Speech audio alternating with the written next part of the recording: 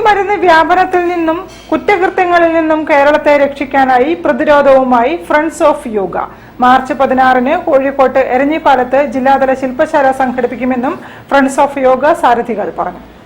At least നമ്മളിപ്പോ യോഗയിലോട്ട് തന്നെ എടുക്കാം. യോഗ തന്നെ ഇതിനൊരു ശരിക്കും പ്രമേയമായി മാറ്റാം. ഒരു കാലത്ത് കുട്ടികളെ എഴുന്നേൽപ്പിക്കുകയും അതോടൊപ്പം ആ കുട്ടികളെ അച്ഛനും അമ്മയും അവരുടെ കൂടെ ചേർന്നിട്ട് ഞങ്ങളിപ്പോൾ സൗജന്യമായി നടത്തുന്ന ഫ്രണ്ട്സ് ഓഫ് യോഗയിൽ വരുന്ന കുറെ ആൾക്കാർ പടക്കാലത്ത് ഉണ്ടായിട്ടുണ്ട്. അവർ വരുമ്പോൾ അവരുടെ കാലത്ത് യോഗ ചെയ്യുമ്പോൾ മറ്റുള്ളവരായുള്ള സംവാദങ്ങളും മറ്റുള്ളവരുമായിട്ടുള്ള ഇടപഴകുക എന്നത് തീരെയില്ലാത്ത ഒരു കാലഘട്ടമാണ്.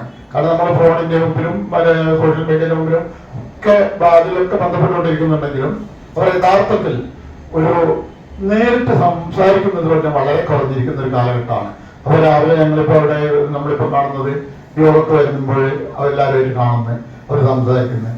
അപ്പോൾ ഒരു കൂട്ടായ്മയാണ്. അതുപോലെ കൂട്ടായ്മയുടെ ആവശ്യകത ശരിക്കും അറിയുന്നത് ഇപ്പോഴാണ്, ഈ ഒരു കാലഘട്ടത്തിൽ. മയക്കുമരുന്നിന്റെ വിപത്തിനെ കുറിച്ച് സമൂഹത്തെ ബോധവൽക്കരിക്കാൻ വിപുലമായ ക്യാമ്പയിൻ ജില്ലയിലെ വിവിധ കേന്ദ്രങ്ങളിൽ സംഘടിപ്പിക്കുമെന്ന് friends of yoga all India coordinator Rajan Thengaparambath വാർത്താ സമ്മേളനത്തിൽ പറഞ്ഞു. പൊതുജനങ്ങൾ, സ്ഥാപനങ്ങൾ, വിദ്യാലയങ്ങൾ എന്നിവ കേന്ദ്രീകരിച്ച് ആരോഗ്യ മാനസിക കൂട്ടായ്മകളും രക്ഷിതാക്കളുടെയും അധ്യാപകരുടെയും ശില്പശാലകളും സംഘടിപ്പിക്കും. മാതാപിതാ ഗുരുബന്ധങ്ങളെക്കുറിച്ച് വിദഗ്ധർ ക്ലാസുകൾ നയിക്കും.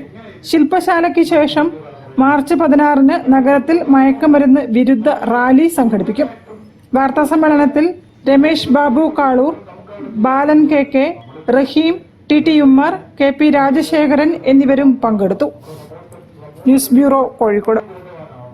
വാർത്തകളിൽ ഒരു ഇടവേള.